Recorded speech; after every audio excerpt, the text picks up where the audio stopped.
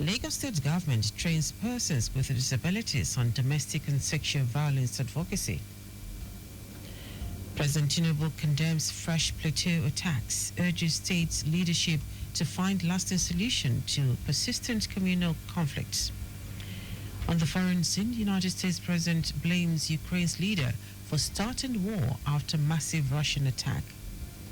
And in sport, Nigeria's Quadri Aruna begins International Table Tennis Federation World Cup with victory over Benin Republic's opponent.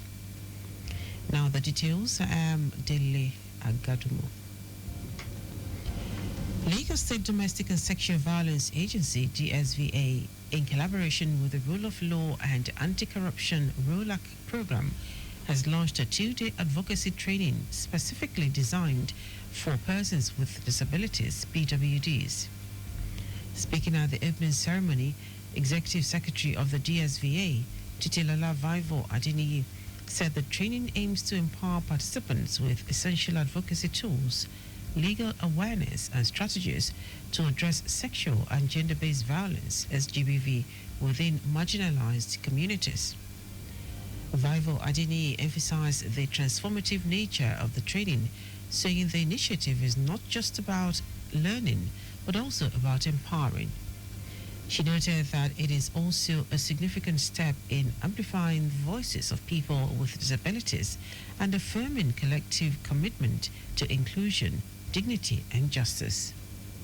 Build capacity of the heads of the different disability clusters, people living with albinism, people that have auditory impairments, the deaf, deafs, and other persons with visual impairments, with a view to building their capacity, empowering them with relevant information about issues that pertain to sexual and gender-based violence. Most importantly, letting them know about supported services that exist that they can take advantage of.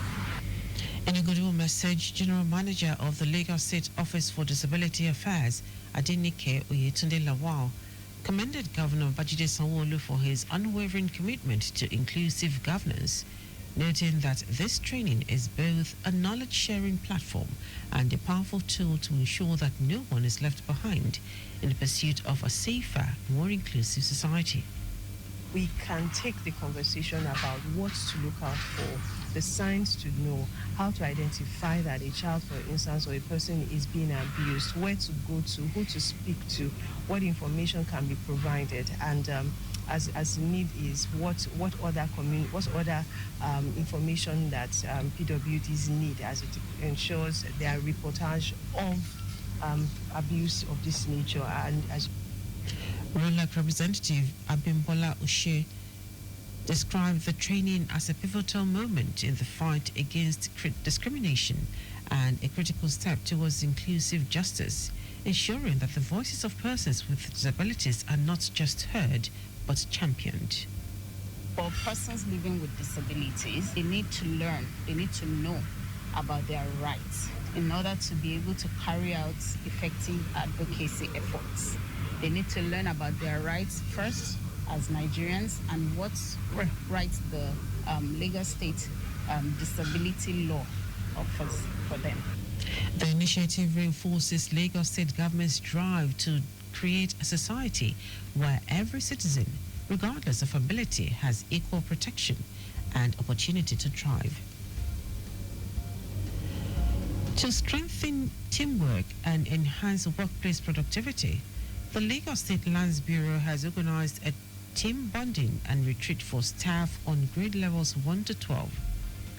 The retreat brought together staff across various departments for a day of team building exercises, strategy sessions, and wellness activities to foster a collaborative work environment, promote staff well-being, and align collective efforts with the mission and vision of the Bureau.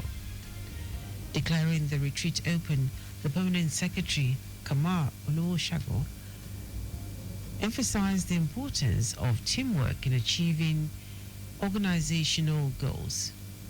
He highlighted that a strong and united workforce plays a critical role in driving productivity and delivering quality service to the people of Lagos State. He further expressed optimism that the retreat would serve as an avenue for learning, inspiration, and enhanced collaboration among staff. The federal government has maintained the need to end importation of photovoltaic solar panels into Nigeria, saying this has cost $200 billion so far. Managing Director of the Rural Electrification Agency, Abba Aliyu, stated this at a roundtable between the Rural Electrification Agency and Lagos State Government. Aliyu explained that efforts are ongoing to change the narrative and domesticate the manufacturing of renewable equipment in the country.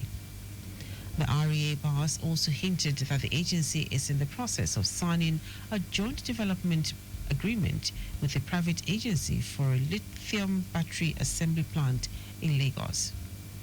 The REA representatives were in Lagos to sign a memorandum of understanding for the electrification of rural communities in Lagos. The federal government has flagged off the Cross River segment of the Lagos-Calabar Coastal Highway, a landmark infrastructure project aimed at linking the South-South and Southeast regions with enhanced connectivity and economic potential.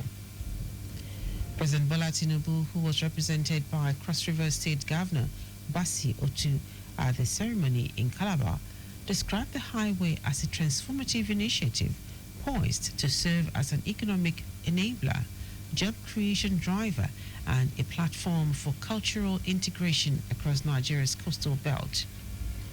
Highlighting the strategic importance of the project, Otu noted that the highway reaffirms Cross River State's role as a key hub for agriculture and multimodal transport spanning land, air, and sea. Governor Otu called on the people of Cross River to seize the economic opportunities the highway presents, particularly in the nano, small, and medium enterprise space, pledging that the state would ensure an enabling environment for entrepreneurship to flourish. Also speaking, Minister of Works David Umahi reiterated the federal government's commitment to completing the project within a few years, emphasizing its alignment with President Tinubu's renewed hope agenda. And now to the rest of the stories. President Bola Tinubu has strongly condemned the violence in Plateau State, urging the state's leadership to find a lasting solution to persistent communal conflicts. This comes after at least 51 people were again killed by gunmen with scores injured in the early hours of Monday in the Zike and Kapwa communities in Basa local government area of the north central state. 2 weeks after deadly clashes in another part of the state left several people dead. Tinubu, in a statement signed by his special advisor on information and strategy, Bayo Ononuga, argued that the ongoing violence between communities in Plateau State, rooted in misunderstandings between different ethnic and religious groups, must cease. The president called on the governor to demonstrate political resolve in addressing the underlying communal issues fueling the violence and establishing enduring peace, emphasizing the importance of fostering unity and harmony across ethnic and religious lines. Tinubu also appealed to community, spiritual, and political leaders, both within and outside Plateau State, to work together to halt the cycle of retaliatory attacks devastating affected communities. He reiterated the federal government's commitment to supporting the Plateau State government in fostering dialogue, social cohesion, and accountability, which are crucial steps towards permanently resolving the conflict. In a decisive move to strengthen the fight against malaria, Sokoto State Ministry of Health has inaugurated a committee to oversee the distribution of malaria commodities to 576 health facilities across the state. The initiative was announced during the official flag-off of the last mile distribution exercise held at the ministry's medical store in the Runjin Sambo area of Sokoto State. Speaking at the event, Commissioner for Health, Farouk Wano, said the committee will ensure effective and transparent delivery of commodities from the state medical store down to each healthcare facility. The commissioner, who was represented by the special advisor of the State Malaria Elimination Agency, Muhammad Ibrahim, emphasized the need for strict adherence to the guidelines provided by the ministry. He also called on local government malaria focal persons to ensure the commodities, particularly anti-malarial drugs, reach the intended beneficiaries without delay or diversion. The Bayelsa State Command of the Nigeria Security and Civil Defense Corps, NSCDC, has vowed to continue its clampdown on oil vandals in the country, despite last Thursday's attack on its personnel. The command said it would not be distracted in its mandate of protecting critical national assets and infrastructure in the Niger Delta region. The NSCDC spokesman, Diri Solomon, in a statement said the Corps would continue its clampdown operations in the state. The Corps expressed its commitment to the protection of critical national assets and infrastructure in the Niger Delta region, lamenting the attack on its men, which led to the gruesome murder of NSCDC personnel in line of duty. The NSCDC High Command commended the courage and resilience of the team despite the ambush, adding that a manhunt has been launched to bring the assailants to book. Now to foreign news. United States President Donald Trump has blamed Ukraine's President Vladimir Zelensky for starting the war with Russia, a day after a massive Russian attack killed 35 people and injured 117 others in Ukraine. The U.S. president said the Ukrainian leader shared the blame with Russian President Vladimir Putin for millions of people dead in the Ukraine war. Trump's comments come after widespread outrage over Russia's attack on the Ukrainian city of Sumy on Sunday, which was the deadliest Russian attack on civilians this year. It is estimated that hundreds of thousands, but not millions of people have been killed or injured on all sides since Russia launched a full-scale invasion of Ukraine on February 24, 2022. The conflict goes back more than a decade to 2014, when Ukraine's pro-Russian president was overthrown. Russia then annexed Crimea and backed insurgents in bloody fighting in eastern Ukraine. In our sports, Nigeria's Quadri Aruna began his 2025 International Table Tennis Federation ITTF World Cup campaign with a 3-1 win over Benin Republic's Abdelkader Salifu in one of the headline matches on day one of the tournament in Macau. The tie, a rematch of their ITTF African Cup encounter, was filled with momentum shifts as both players showed flashes of why they are among the continent's finest. Aruna held his nerve at critical moments, fending off a comeback from Salifu to grab the victory. The win sets Aruna on a firm footing as it looks to advance from the group stage in this revamped World Cup format. And that ends our news at 10. Just before we go, slow down at road junctions, intersections, and pedestrian crossings. You can follow us and like all our various social media platforms: X at Traffic Radio 961, Facebook Lagos Traffic Radio 96.1 FM, Instagram Lagos Traffic Radio 961. Subscribe and watch our news and programs live on YouTube at Traffic Radio 961. You can also visit our website www.trafficradio961.ng.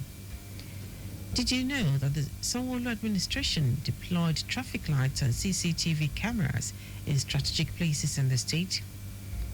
You can get more details on the Lagos State Government website. To end the news, try the highlights of the major stories. Lagos State Domestic and Sexual Violence Agency, DSVA, in collaboration with the Rule of Law and Anti-Corruption ROLAC program, has launched a 2-day advocacy training specifically designed for persons with disabilities, PWDs. President Bola Tinubu has strongly condemned the violence in Plateau State, urging the state's leadership to find a lasting solution to persistent communal clashes. We also told you that United States President Donald Trump has blamed Ukraine's President Vladimir Zelensky for starting the war with Russia a day after a massive Russian attack killed 35 people and injured 117 others in Ukraine. And in sport, Nigeria's Quadri Aruno began his 2025 International Table Tennis Federation ITTF World Cup campaign with a 3-1 win over Benin Republic's Abdel Kadir Salifu in one of the headline matches on day one of the tournament in Macau. For contact of the newsroom, send a message to info@trafficradio961.ng. That is the news broadcast compiled by Abiola Fagbolagun. I am Dele Agadumo. Good morning. Thank you for listening.